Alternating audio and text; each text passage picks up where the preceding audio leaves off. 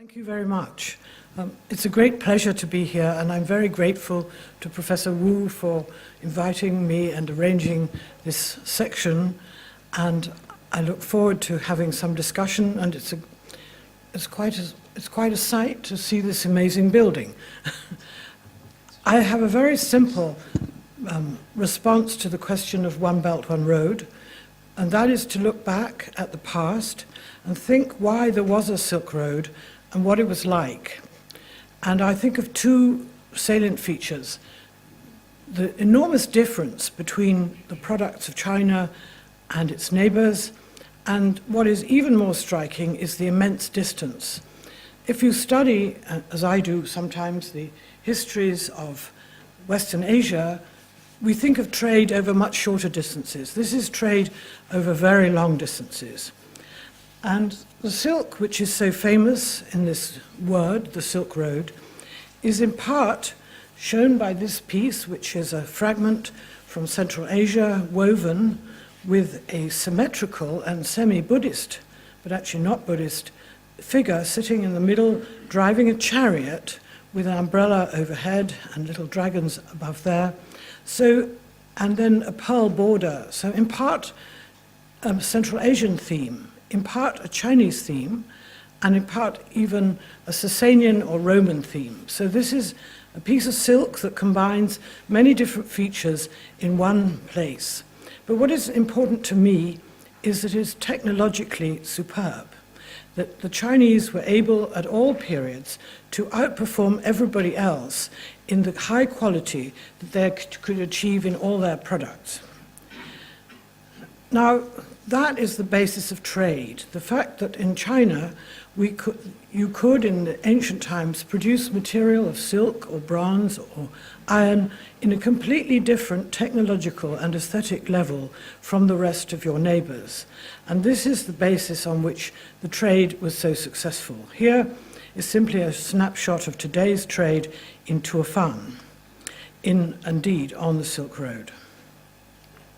But here I start by saying that there are several major differences between the products of East and West, and I would like to call Western Asia and Europe the Far West, and China and its neighbors the Far East. And in the Far West, the domesticated creatures were the herded animals of cows, but above all, sheep and goats. So what mattered to the people in the Far West was wool. In the Far East, this is not the case, sheep and goats are of lesser quality, lesser importance, and come relatively late.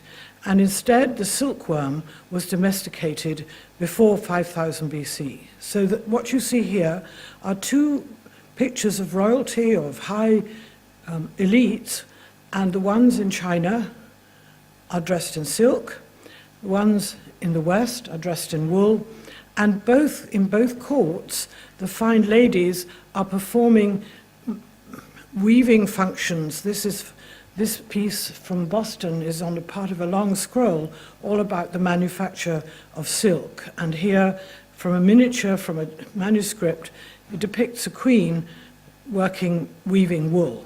So in both cultures, these two materials were of high value, but they were not exchanged. I mean, they were not made in the other area. So for us in the Far West, silk was a very important import, and for you, wool mattered very little. So you weren't seeking our wool, but we were seeking your silk.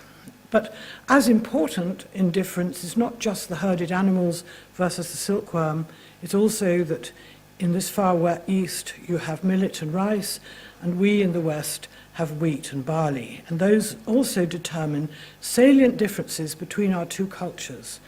And I think today and in the past, these differences made trade very important.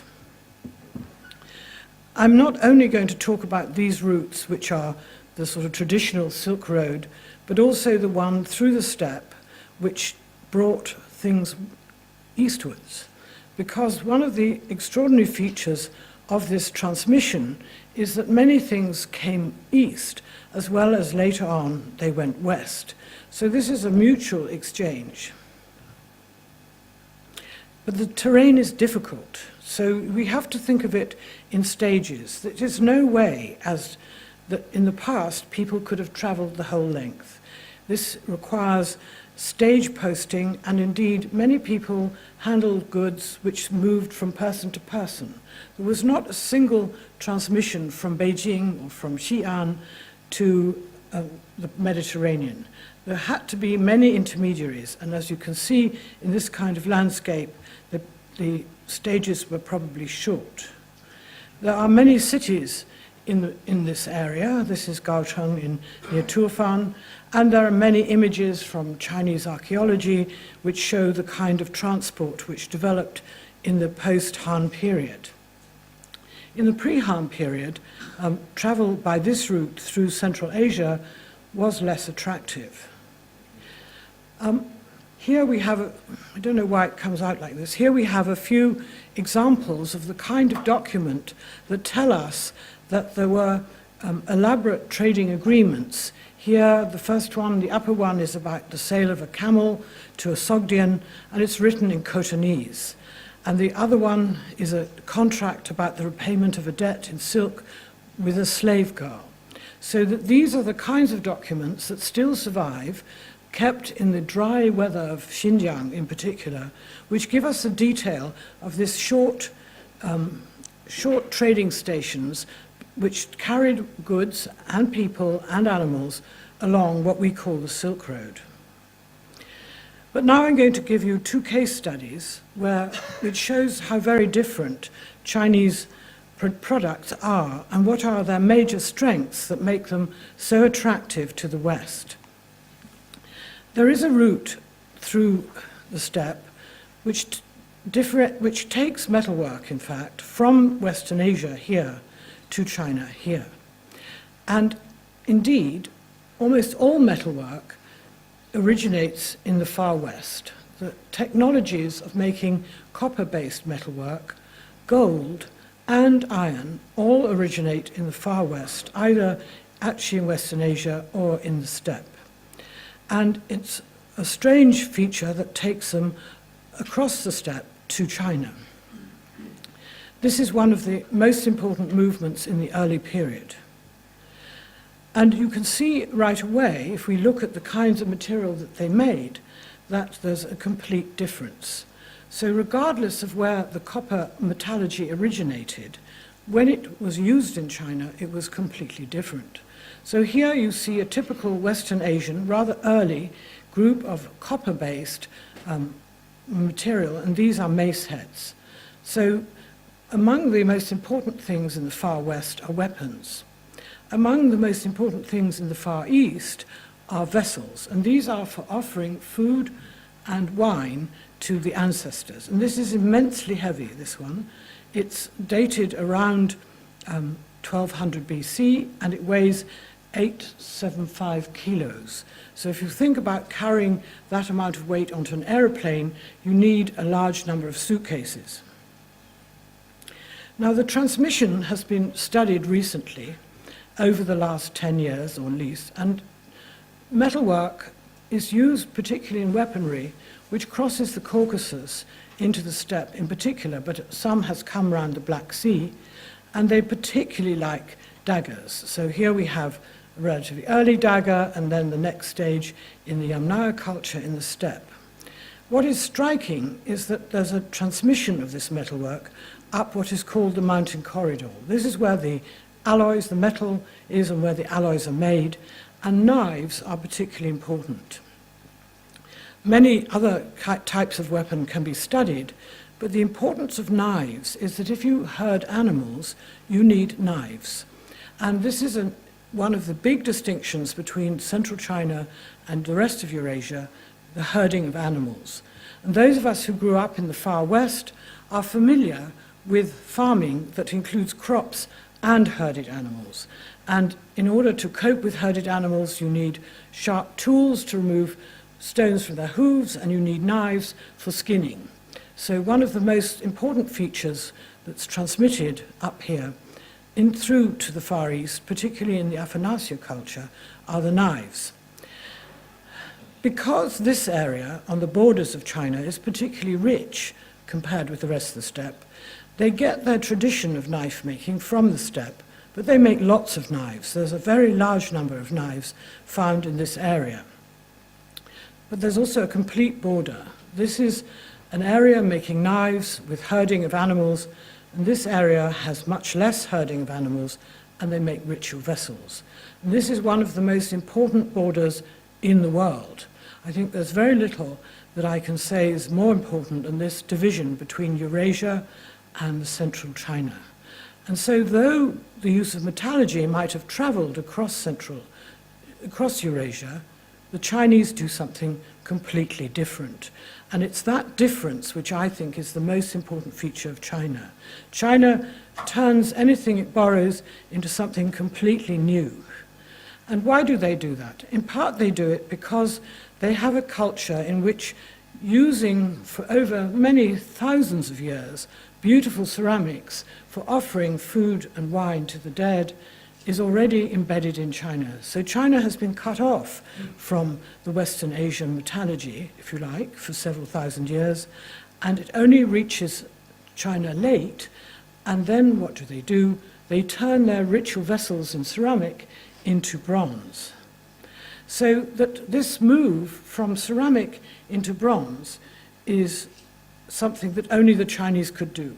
Only the Chinese wanted to do it, and only the Chinese had the skill to do it. And what one should say is that it's not a small idea. The Chinese are going to need not just, these are the central Chinese, they're going to need not just one vessel, but many. They've already used their ceramics, these, in large sets. I'm sorry, your computer seems to wipe out the color, but it was all colored on my computer, but your computer doesn't like the green color, so it's washed it out. So these vessels are not used one by one, they're used in large sets. And this is true right down to the entry of bronze into China, and the next step is for the Chinese to turn them into bronze. So this is a very, very big step, because if you want to make your banqueting utensils in metal, you need high skill. So the Chinese bring to their bronze making, as you can see from the picture, a very high skill in using ceramic molds, a technique that is not used in this complexity anywhere else. No one else does this at all. So they use a technology they have borrowed in a completely new way for a completely new function. And I think that is a very important feature of early China, that they may borrow a technology, but they will completely change it for their own use. And they will not borrow a technology if it cannot be changed to their use. So this is a very important condition. It has to be useful or they don't use it. We will come across gold in a minute, and that's less useful. So they use it for an entirely central Chinese function. They use it on an amazingly large scale. They use it in a highly organized workshop. If it wasn't organized, you couldn't produce this degree of uniformity and standardization. They also grade the bronzes, so you can get very simple bronzes, very elaborate bronzes, depending on your rank, so that the grading is also carefully organized. And there's obviously subdivision of labor. So China has developed subdivision of labor long before it ever reaches the car factories of America or Britain. So these are innovations that now stay with China for the rest of time. The large scale, the mass production, subdivision of labor, very high quality, and a function that is entirely indigenous to central China. So also, as I list here, there's probably a very large hierarchical system managing this industry. And we cannot match this anywhere else. In Western Asia, you may get large sculptures, but often they're hammered. They are sometimes cast, but never on this quantity. And the mining and transmission of ore and the smelting and the organization of the workshop required simply for the single bronze, let alone the 200 or 300 they must have owned, is amazing. Now, if we turn to another material, jade and gold, here we're dealing in gold with a material that does not take well in China. China has already the use of jade on a large scale in the Neolithic. So from at least 5000 BC, jade is used ceremonially and in burial, and is obviously of a high value to large groups of people, not just a few people. It's the highest level material in the hierarchy of the Neolithic. It's a very different material from gold. It comes as a mined mineral. It has to be ground with a sand that's like corundum that will grind it. It cannot be cut. There's anyway, in the Neolithic, they don't have metal tools. So it's quite unlike gold, which is easier to work. It's hard to find. Both are hard to find. But they're completely different materials. These are examples of the jades that you might find in early China. This is a ceremonial scepter. This is tsung from southeast China, obviously of some religious or ceremonial importance. And they dominate the high-quality production of the Neolithic. These, on the other hand, are ornaments that are found the whole way across Eurasia. So from the borders of China all the way, in fact, to Ireland, these necklaces, these neck items, are of high importance. So this is an example of the use of gold as a personal ornament. And it's the people from this border area all the way to the far west, to Ireland, that use gold as a personal ornament, whereas metal personal ornaments are not popular in central China. So once again, this borderland area becomes an important boundary between those who use gold and other metals as personal ornaments and those in the center of China who do not. Now, I'm not going to explore gold in great detail because, in fact, it's a failure. It does not enter China on a large scale. It enters China, but not on a large scale. What matters about the gold is it comes with iron. So in these sites, these are sites around, starting here around 800 BC and moving westwards towards the Black Sea to 300 BC. These groups of fierce leaders of their troops in the central steppe all used iron weapons and gold ornaments, and many of the iron weapons were mounted in gold. These are what I would call the golden men in Kazakhstan, and all of them have clothes covered in golden ornaments, and many of them have these gold torques that I was showing you, these. Many of them wear these gold torques. So this is an important development which takes place and swamps the whole area from this area in the Tuva near Mongolia all the way to Black Sea. But China is not immune. China too, on the borderland, takes in and enjoys gold-mounted weapons. They range from Majiayuan to Imen Sun, Liang Sun, and very late Mancheng, the Han dynasty. Once more, we have a border where these weapons with their gold iron blades and gold ornaments are more common in the borderland than in the center. In the center, what matters again are these bronze cast vessels. So that the value attributed to display matters in the steppe if you have an iron dagger with its gold ornament, and in central China what matters is the number of bronze vessels you can display. So in both cases display is important, but here it's iron and gold, and in China it's bronze. But I'm not going to leave the story there. I'm going to say further that we must think more about iron. So while China, in my view, is quite resistant to gold, though I could show you a few examples where the gold gets copied into bronze, and here we have an example of a Chinese-made or Chinese-used gold-mounted iron blade. This is from the edge of the Wei River. We have examples within China of this kind of item which has a very strong borderland and steppe association. What really matters about iron is that it can be cast, and the Chinese do something that we in the West cannot do until a millennium later. They can raise the temperature sufficiently high to cast iron. And this is one of the, I think, the most moving monuments in China. Very few people ever see it.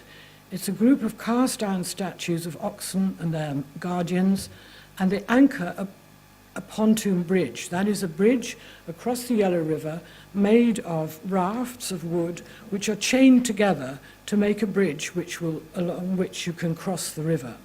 This is in itself, the bridge is in itself, in the 8th century, a very important technological achievement to cross a very wide section of the Yellow River. But anchoring the bridge, holding the bridge in position, are large animals, oxen, which have great big plugs that go right down into the yellow earth. And that holds the bridge in position. And they have their guardians, and the guardians represent different peoples of the known to the Chinese, or in China at the time, the Chinese, the Tibetans, the Mongols, and the Uyghur Turks. But what is important is that this is cast, that they have a plan to make this bridge with very complicated structure, and they can make sufficiently strong iron plugs to hold the bridge in position. This is again an example of the ability to work on a very large scale and turn a technology that they have borrowed into a completely different purpose and completely different function at a much higher level. So I think we should look both at bronze and iron as producing the difference that will make Chinese trade great. They have been able to take over a new technology and turn it into something else. They are not mimicking anything that's used in the steppe or their neighbors. They're turning it into a completely new product. They must have had highly organized workshops and very large workforce and a subdivision of labor. Otherwise, it would be impossible. And they work to a very high quality. This is difficult to do, and they do it extremely effectively. And this is a level of achievement not known elsewhere. So that the role of cast iron is even more important than the role of cast bronze, because it is the material used for agricultural implements. It's the material that makes it possible to expand agriculture across large areas of China, of areas where it was not possible before. So, if I now go back to the silk and material that we're much more familiar with as exports, we should think of this as the important background to what it makes silk weaving such a success. Silk weaving is not a borrowed technology. It's a completely indigenous craft developed in China, requiring the domestication of the silkworm and a very complicated loom. So it's made to a very high quality, it's made on a large scale, and it's made mostly at several levels, from very high elite to middling level to lower level or not at all. As it happens, it turns up in the far west, particularly in cases in churches, and here from the church in Rimini, that's in Italy, we have something very similar to a later silk also used in China. And both of them are dependent on Sasanian motifs, so that the exchange of silk has in fact generated a whole circulation of design. And then I'm not going to discuss how the porcelain is made, but this is one of the major exports of China, and it depends on exactly the same qualities. That it's a particular technology that is developed to a very high quality.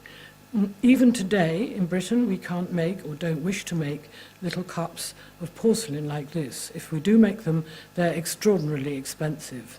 But here in the 17th century, they're shipped out on a huge scale, and then they're copied in the West.